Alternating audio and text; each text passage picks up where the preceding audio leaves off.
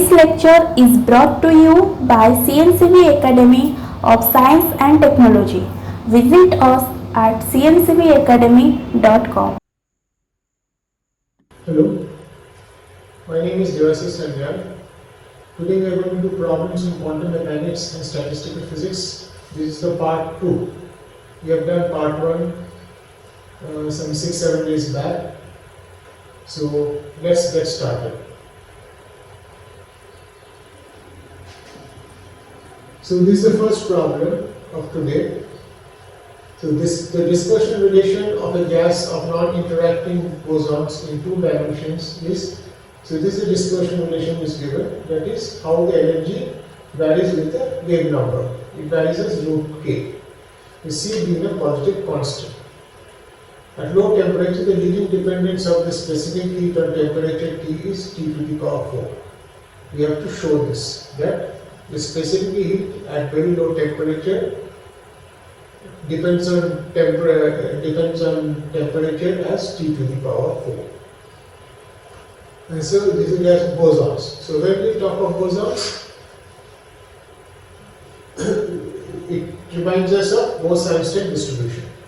So this is my Bose-Einstein distribution. So if K is the mode, then average number of particles per unit volume is given by 1 by beta Ek minus E is the energy of that mode with wave number k minus mu minus 1. This is the Bose-Einstein distribution.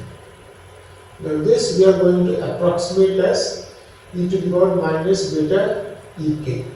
So what is the logic behind this? So first we have to calculate the energy per unit volume. So energy per unit volume will be, so this is, so the energy is Ek, this is my Ek into Nk, and then I integrate. So this is in 2 dimension. So since this is in 2 dimension, it's d2k, I have written d2k as 2 pi k dk. So this is energy times Nk. And for Nk I have written this. And what is the logic behind this? Remember, they have mentioned that it's low temperature. If it's low temperature, then beta is a very high number. This beta is very high. If beta is very high, that means at k is equal to 0, e to the power beta Ak is 1, but at a very small k, which is of the order of 1 by beta, e to the power beta Ak becomes much larger than 1. Right? If beta is very large, then e to the power minus beta Ak becomes much larger than 1, but very small k. So e to the power beta Ak is much greater than 1, so I can neglect 1 compared to e to the power beta Ak. But there is another term, mu. So why do we neglect mu? Because it's it's a low temperature. We'll assume that in the regime e to the power minus e to the power beta Ak is much greater than 1. Ek is always much greater than mu. Ek is much greater than mu. If that is the case, then I can do away with mu also. So I am neglecting 1 with respect to e to the power minus e to the power beta Ak, and I am neglecting mu with respect to Ek. And that is why I have written e to the power minus beta Ak. So the total energy of the system is k is equal to 0 to infinity, energy corresponding to k, and this is root k, C root k, and this is Nk. This is the approximation for Nk that we have used here. E to the power minus beta Ak 2 pi k dk. That's it. Once we do this, what we have to do? We have to find out the beta dependence, that is temperature dependence of the U. So this is very easily done. So what we have to do? We don't have to do any integration here. So beta c root k we put as some variable p. This is change of variable. Beta c root k, we will put as some p, and then we just do the change of variable everywhere. So k, so here the integration is over k. Now the integration will be over p. Once you do that, you can find out that this u will have a beta to the power minus 5 factor times an integration. So we will not do the integration. The integration is some constant which is independent of beta. So it is just u to the power u, which goes as beta to the power minus 5. So once we find out the internal energy, this is the internal energy of the system, then we can find the specific heat by differentiating it with respect to temperature. And if you differentiate it with respect to temperature, it's obviously you will get T to the power 4. So complete the calculation. I hope you understand the logic behind this approximation. This is important, and then the substitution will do the trick. Okay, so we go to the next problem. Infinite square wave potential of a particle in a box of size A is modified as shown in the figure. Show that the energy of the new ground state compared to the old ground state decreases by a term of the order of epsilon square. So what is the figure? So this is a perturbation problem on perturbation. So this is a particle in a box. So this part of it delta is suppressed by minus epsilon, and this part of again width delta is elevated by quantity epsilon, where epsilon is a small number. So if that is the case, from perturbation theory we know the first order correction is given by, so from this term we will get minus epsilon 0 to delta epsilon naught square dx, and from this part we are going to get this term epsilon a minus delta. So this is my a minus delta to a. So a minus delta to a, psi naught square dx. And what is psi naught? Psi naught is the ground state. Is the ground state without perturbation. So this is the ground state for this configuration. Root 2 by a sin pi x by a is the ground state. So you just substitute this thing here, and you will find that lambda 1, the first order term, is first order correction is 0. This we have to be said because you just have to substitute this thing here and show that the first order term is 0. The first order, what was the second order term? Second order term, just go to any book and find out the expression for second order term. And you don't have to do any calculation there. Just look at the term, and from there you can come to the conclusion that it decreases by a term of the order of epsilon square. Remember, we are working with ground states. So ground state is has the least energy of all the other states. So if you remember this and look at the expression for your expression for second order correction, in no time you will be able to reach this conclusion. So go and check. So this is the third problem. A quantum particle of mass m in one dimension confined to a rigid box as shown in the figure is in the ground state. An infinitesimally thin wall is very slowly raised to infinity at the center of the box in such a way that the system remains in its ground state at all times. Assuming that no energy is lost in raising the wall, show that the work done on the system when the wall is fully raised is this you have to find out. 3 pi naught square, 8 cross square, bar square divided by 8 mn square. Consider there is no loss of energy from the system. So this is how it works. So this was my first initial state, and this is the final state. And so the wall was raised slowly till infinity, and throughout the process, at any time, it was done so slowly that the system was always in a ground state. Whatever the system was at that time, it was in the ground state of the system at that time. So we started with the ground state. Throughout, it was the ground state of the system which was there. So if the wall was still here, then that system had a ground state. So the system was in that ground state. When the wall was raised till here, that system had a ground state. So the system, the particle was in the ground state of that system. And finally, the wall was raised till infinity, and then the particle, so now what happened? The particle will be locked in either this one or this one. It cannot be in both. So when it was till here wall, then the particle could have been here or here. So the ground state involved a wave function that existed here also and that existed here also.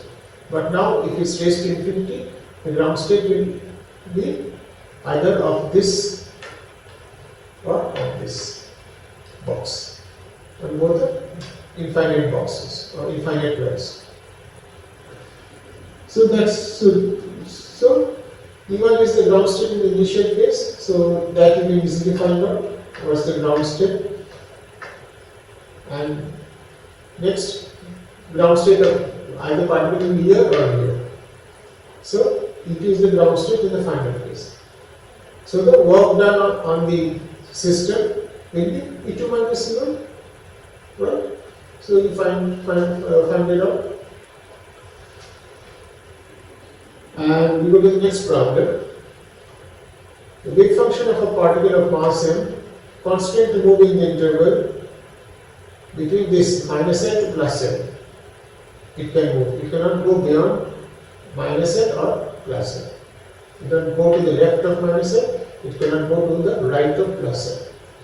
This psi x is equal to a n plus x n minus x. So this is the wave function of the particle which is confined to move in this range, where a is the normalization constant. Show that the probability of finding the particle with energy pi square h bar square by 2 mi square is 0. Okay. So in general, if the initial in the state of the system is say phi ket, so this is the ket, and if I measure it, what is the probability of finding the system in the psi ket? It is given by this scalar, by this dot product, right?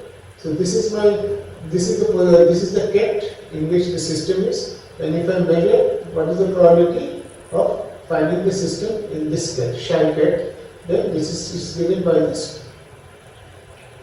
dot product, then mod square. So in terms of wave function, this is dx psi star x phi x whole square. So what is phi x? Phi x is this. This is the wave function that is given here. And so I want to find out the energy. This energy. So what is this energy? This energy corresponds to, so this is so the length is twice L. So you can easily check if the length is twice L. So if this is the energy of the particle in a box, then this corresponds to n is equal to 2. For n is equal to 2, you are going to get this energy. Now in this configuration, the system where the coordinate has been chosen such that one end of the box is at plus n and the other end is minus n, the wave function is 2 by root 2l, then sine n pi x plus n by twice n for this coordinate system. If we were in a coordinate system where one end of the box were at 0 and the other one was at 12, then my wave function would have been root 2 by twice n sine n pi x by twice n. But here the coordinate system is different. So here it will be x plus n, and you can easily see this x means x is for this coordinate system, and x plus n is the coordinate system if one end were at 0 and other end were at twice n. So if x is minus n, means I am here, then for that coordinate system that I am talking about, that x would have been 0. That is why x0 means we are working in the coordinate system where one end is at 0. That's why n pi x, this is my wave function for n is equal to 2 for this configuration. And that's it, you do it, this calculation, and you don't have to do any explicit calculation, I think. Just you take into account odd and even function, whether you're dealing with odd and even function. Odd and even function itself will give you the answer. You don't have to do any integration explicitly. So try it. So next problem is, the particle is moving in a centered potential is given by the wave function psi is equal to z fr, where r is equal to r vector. If n is the total angular momentum of the system, then show that the value of L square must be 2h bar square. So this is the wave function, and we have to show that the eigenvalue of L square operator is 2h bar square. So we have to find out L square operator in polar coordinates. So check any book. What is the value of L square operator in polar coordinates? You will find in any book of quantum mechanics or a slightly advanced book. And remember, r is independent of theta and phi. So L square you will see does not contain r, it will be only a function of theta and phi. So operate L square, hit this thing with L square, and z is equal to r cos theta. Remember that, and so taking into account that, hit this thing with this operator and see what you get. You will get this answer. Okay. So the next problem, a particle of mass m and energy E greater than 0 in one dimension is scattered by the potential as shown in the figure. Okay, so this is my so this is the figure. So the particle is coming from the left side. Then this is the potential. Okay, so the potential is getting potential is decreasing. Okay, and then here again it becomes 0. So 0, here the potential is decreasing, and then it becomes here. So what we see, if the particle is coming from here, if it enters this potential, then what happens? If the potential decreases, its kinetic energy will increase. Okay, its kinetic energy will increase, and so if the particle moves from x equal to minus infinity to x equal to infinity, convince yourself that the following represents the wave function. So this is my psi x and this is my x. So convince yourself that the wave function will look like this. So this is my incoming wave function, then this is the part where we have the potential, and this is the part where we have the scattering. So this is the part where we have this wave function plus the scattering wave function. This is the part where the potential acts. Okay. You can see the shape of the potential from here. Potential decreases. So just remember that if the potential decreases, the total energy is conserved, so the time energy will increase. And time energy increase means your wavelength will decrease. So just convince yourself that this should be the plot that represents this scattering. So we go to the next problem. In a system comprising approximately of 10 to the power 23 distinguishable particles, each particle may occupy any of the 20 distinct states. So a system comprises of 10 to the power 23 distinguishable particles. Each particle may occupy any of the 20 distinct states. Prove that the maximum value of the entropy per particle is 3 kV. So first we have to find out the entropy of the total system. So that is S is equal to kV Nm. So first find out the total number of equally possible states of the system. So each particle can occupy 20 distinct states. So 10 to the power 23 particles can occupy how many possible states? Right?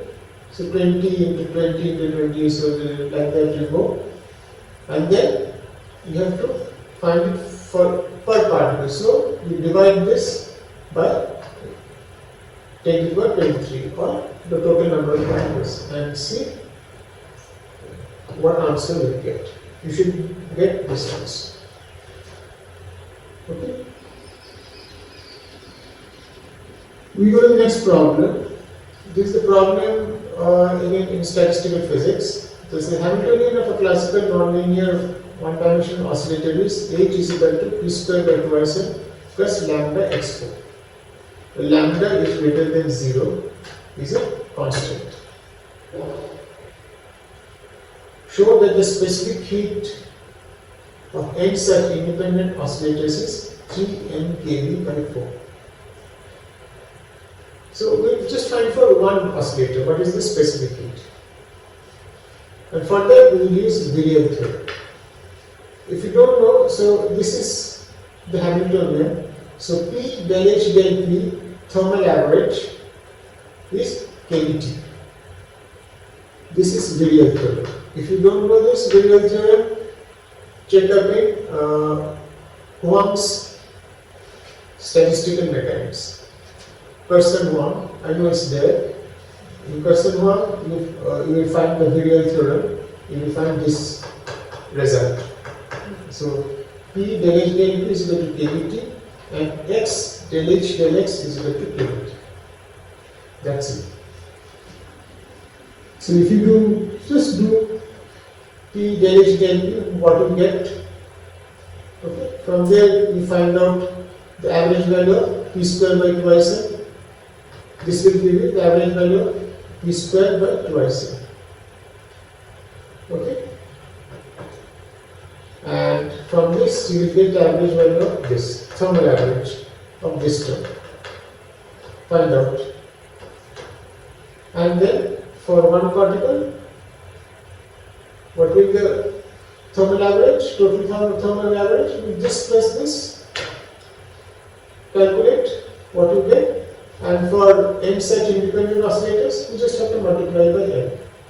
So first find out this expression, and from there you can get what is the average value of this thermal average.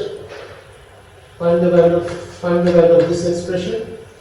From here is very easy, and from there find out what is the thermal average of this. Then add these two thermal averages, and you will get your answer.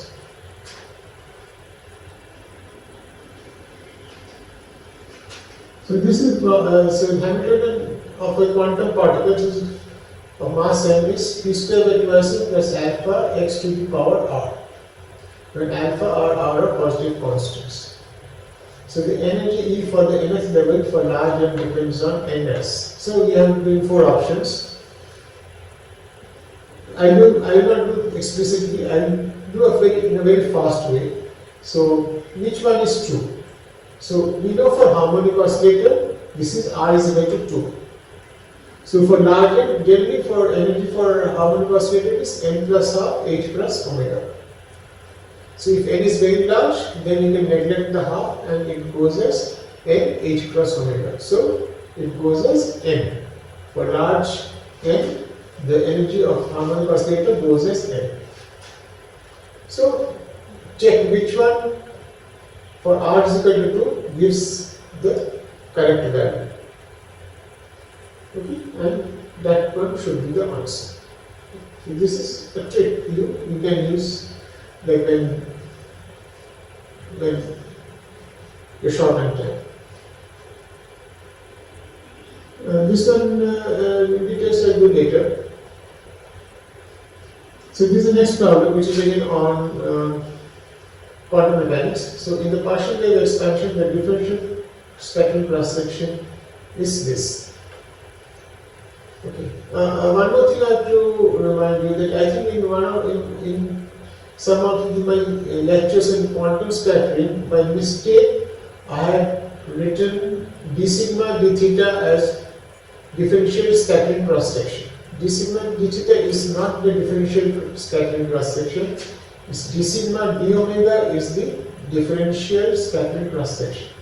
I think in a couple of places I have written d sigma d theta as differential scattering cross section. That is not accurate. Accurate is d sigma d omega is a scattering cross section. So this is given. This we have already done before. So this is the differential scattering cross section. So for a certain neutron nuclear scattering, it is found that for two lowest phase shifts, for delta 0, that is for L is equal to 0 and L is equal to 1, corresponding to S wave and P wave, respectively, satisfy this relation. So between delta 0 and delta 1, this relation is satisfied.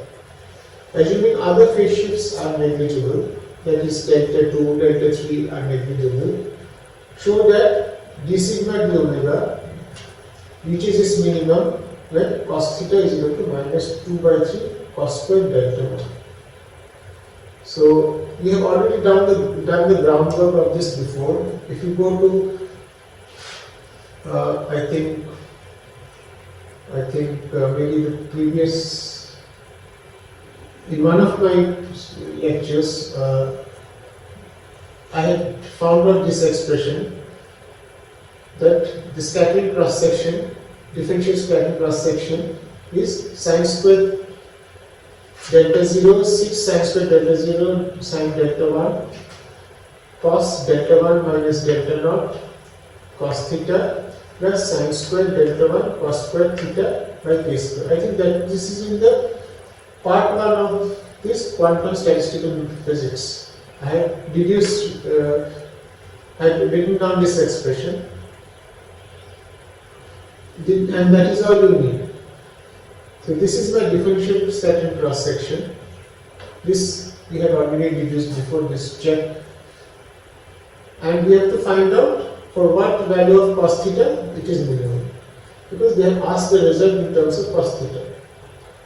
So it is expressed in terms of cos theta and cos square theta.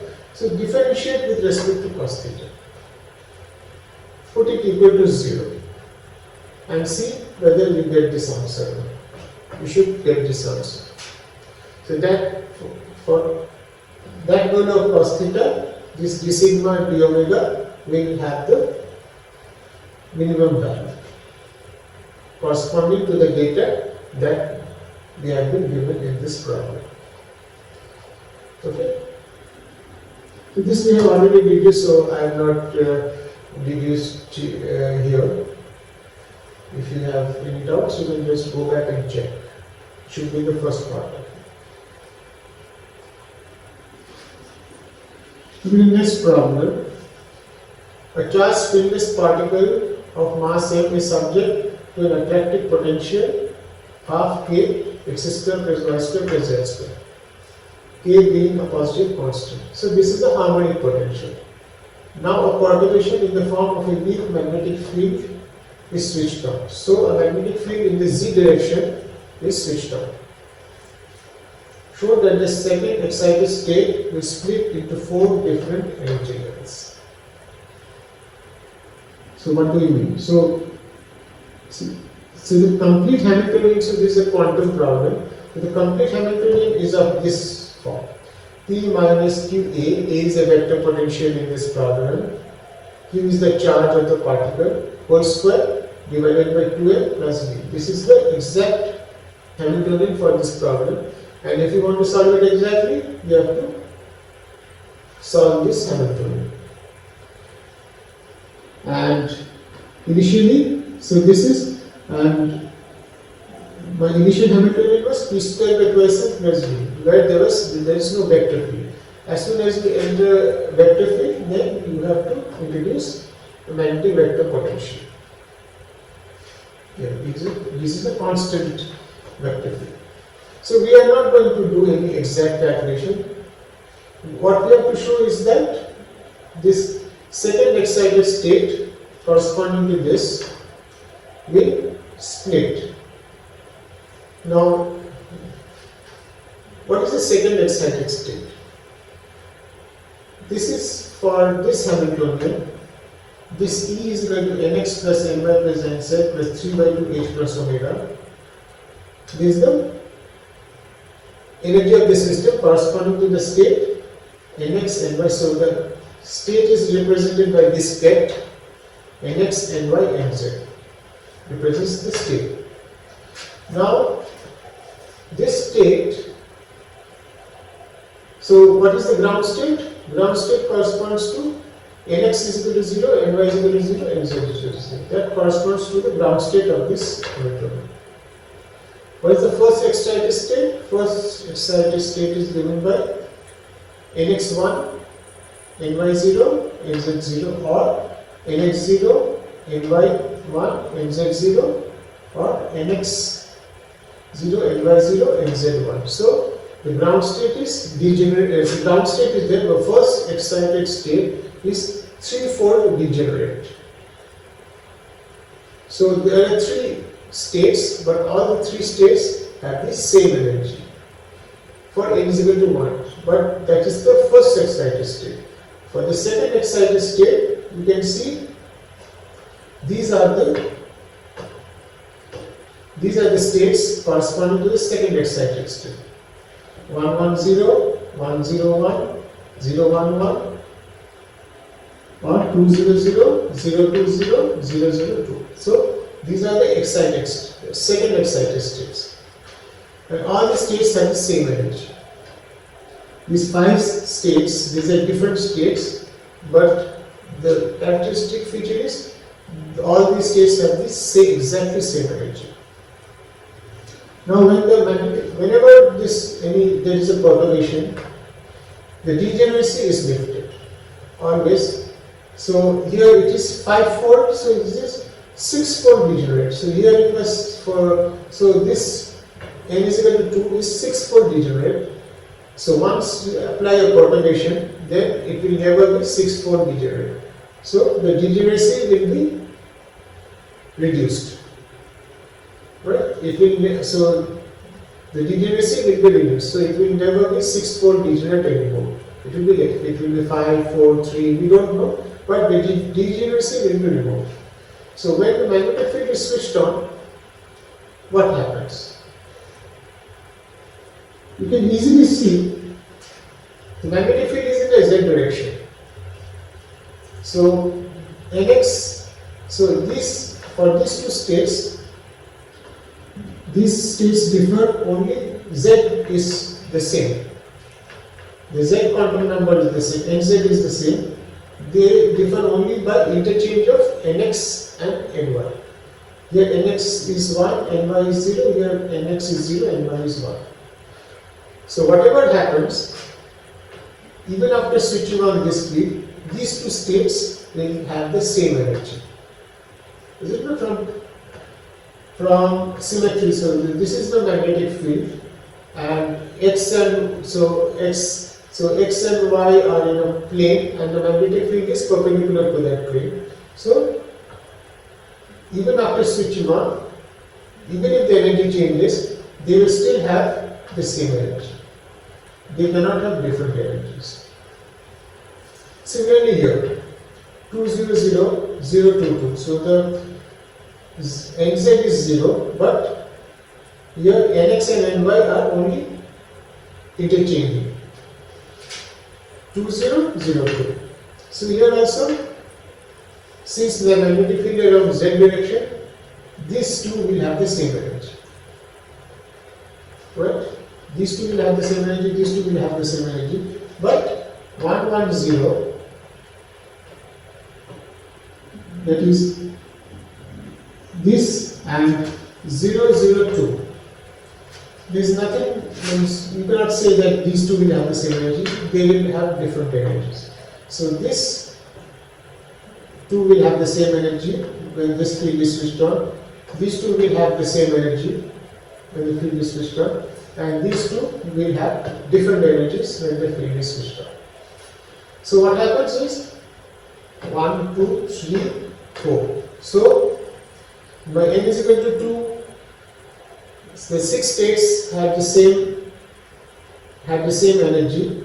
So, but after switching on this field, you will have 4 different energy levels. Right? The states remain the same. So there will be 6 states now, but out of the 6 states, 2 will have the same energy, these 2 will have the same energy, and this will have different energies. So the n is equal to 2 is split into 4 different energy levels. 1, 2, 3. So that's how it is done. So we don't have to do any explicit calculation here. Just by through argument and using physics, you can come to your answer. You can reach your answer. This is the last problem. So this quantum and statistical physics. So this is a statistical physics. The Hamiltonian of 3 Ising spins S1, S2, S3, each taking the values plus minus 1. So S1 can take plus minus 1, S2, S3. And the Hamiltonian is given minus J, S1, S2 plus S2, S3 minus H, S1. The J and H are positive constants. The mean value of S3 at thermal equilibrium temperature T, where T is equal to kV by beta, is this. So we have to show that the mean value of S3 at thermal equilibrium is tan hyperbolic beta H into tan hyperbolic square beta J. So what is the average value of S3? So in the canonical ensemble, this is S3 e to the power minus beta Hs. So S and sum over S. S corresponds to some configuration. So we are summing over all possible configurations. So this is the value of the spin corresponding to a particular configuration, and this acts as a probability corresponding to that configuration, which depends on e to the power minus beta H. This is the Hamiltonian corresponding to that configuration, and sum over S. And then divided by e to the power minus beta H. This is the partition function, which is like the sum of all probabilities. Now, how many configurations are possible here? 8, 2 into 2 into 2. 8 configurations. That's it. So basically you have to sum over 8 configurations. So one way of doing this is shown. So you take S3 is equal to 1, and then Sx, Sy can take 1 and minus 1, but S1 and S2 can take 1 minus 1, or 1 1 minus 1 minus 1, or minus 1 plus 1. And if S3 is equal to minus 1, similarly S1 S2 can have 1 minus 1, 1 1 minus 1 minus 1 minus 1 plus 1. So we have in total 8 configurations. And so you put S3 is equal to 1, e to the minus beta, and then corresponding to this 1 1 minus 1, or 1 minus 1 1, you see what is the Hs. Then we go to the next configuration. and calculate. So S3 is 1 and then you calculate HS. Go to this configuration, go to this configuration. Similarly, then go to -1, put -1 here and then you calculate 1 for S1 is 1, S2 -1 and S3 -1. What is HS? We'll go to this configuration where S3 is -1, S1 is 1, S2 is 1 and S3 is 1. So like this you can continue, you do calculate all the 8 terms. From numerator you will get this answer. e to the beta h minus e to the minus beta h, then e to the minus beta h minus e to the minus beta h whole square. And from the denominator you will get e to the beta h plus e to the minus beta h times e to the beta j plus e to the minus beta j whole square. Just you have to do it yourself. So this is an exercise. It should not be difficult. And then of course if you reach this, if you reach till here, then this is very easy. This is the next slide. So we stop here and we will meet soon with the next set of problems. Thank you.